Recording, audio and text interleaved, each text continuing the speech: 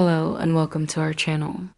Today, we re-delving into one of the most enigmatic texts in the Western esoteric tradition, the Most Holy Trinosophy, attributed to the legendary Count of Saint-Germain. This isn't a book you simply read. It's a written ritual, a blueprint for the spiritual transformation of the self. We'll explore its hidden layers, drawing on Hermetic, Rosicrucian, and alchemical perspectives to unlock its profound wisdom. The text begins with a shocking confession. The narrator, a powerful initiate, declares his fall.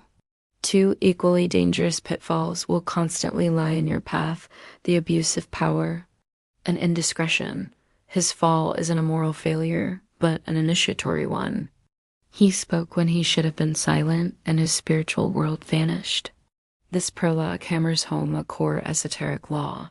Knowledge without the discipline of secrecy is destructive. The dungeon and chains he describes aren't just historical props.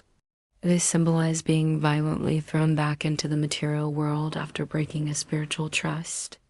From this fall, the journey begins with a descent, a symbolic death. I thought I was descending into an abyss.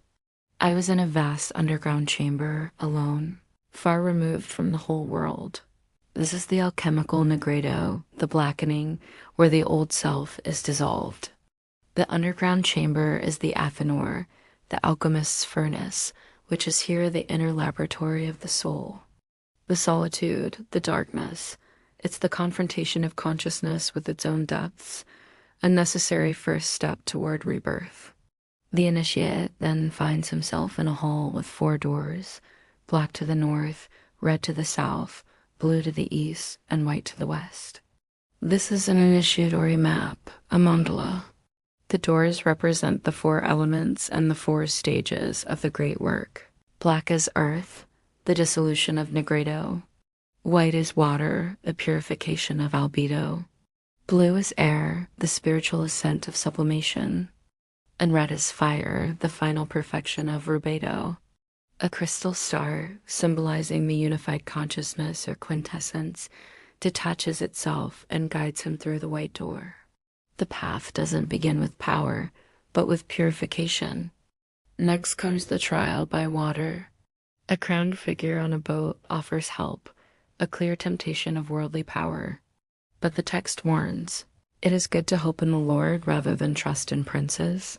The initiate refuses this external authority, choosing to rely on a higher inner power. Instantly, the boat and the monarch are swept away. This active refusal strengthens him, and the threatening waters become a medium for regeneration and rebirth. The journey continues to a wall guarded by 2 lions, one red and one black, protecting a golden crown. This is a classic alchemical symbol for the 2 forms of Mercury, the fixed and the volatile. The crown is inner royalty, the state of the perfected adept, which can only be attained by unifying these opposing forces within oneself.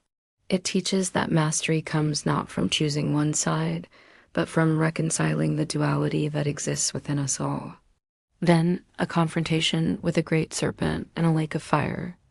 A voice commands, "Take the sword, strike the serpent," but when he strikes, the blow rings out as if against a bronze bell.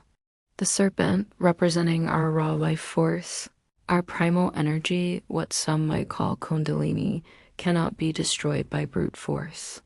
This scene is a powerful lesson against harsh asceticism.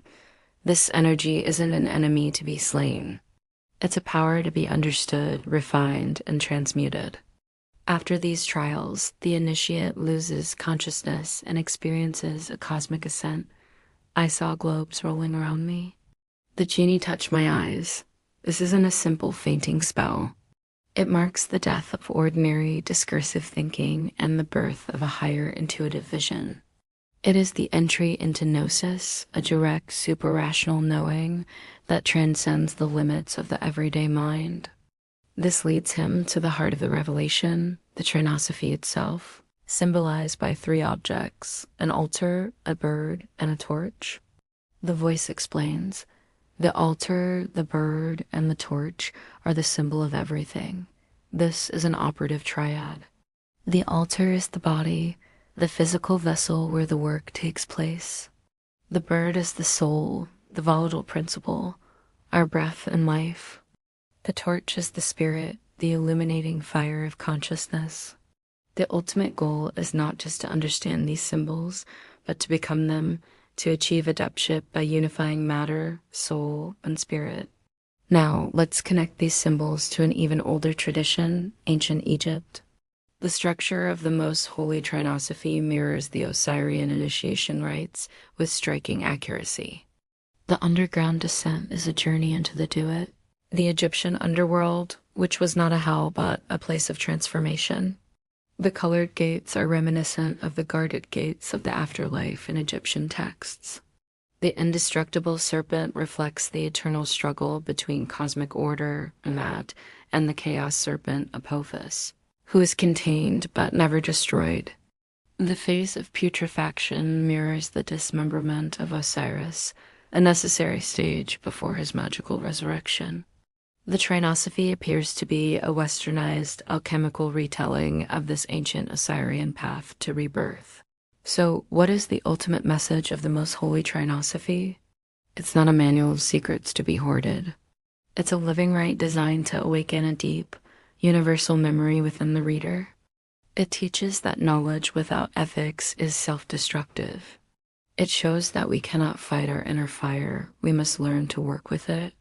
And finally, it reveals that the true adept possesses nothing, because they have become everything: the board, a bird, and the torch.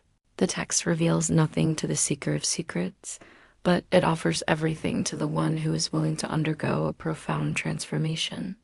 It is, in essence, a book of the living, a guide to conscious deification here and now.